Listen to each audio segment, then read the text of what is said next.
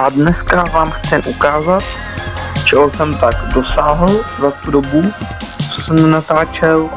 Trochu jsem získal pohárku, ale to získám furt. A taky jsem si koupil Brawl Pass Plus, jo. Nebylo to moc levný, ale já jsem to koupil. Už mám teda vybraný, natáčel jsem, co mi padlo, ale bohužel se mi to video smazalo. Nějak, nevím jakým způsobem. Takže prostě ho nemám. Ale za skinky jsem si koupil tady toho Mika. To, co tady vidíte. Vám ho ukážu tady.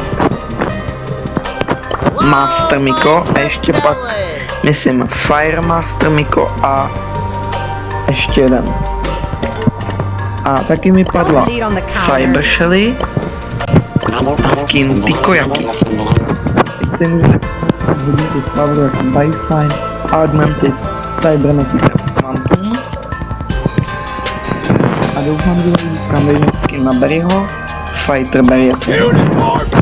A jen Tikoyaki ten mi padl, když jsem si za Gemického Brawl Passu koupil balíček s 10 nanodropama. Tak mi padl a taky nějaký deal, kde byl nějaký box, ale z toho mi moc věcí nepadlo. A to by bylo asi možná pro tady to video všechno. Bylo jen takový jako kratoučky, já vím. Ale budu rád, když máte like a odběr, ale nenutím vás. Jestli se vám líbilo, napište mi to do komentářů. A taky na začátku tady toho videa, jak jste si mohli všimnout, mám takovou animaci, s tomu dá říct, tak prostě víte, co myslím.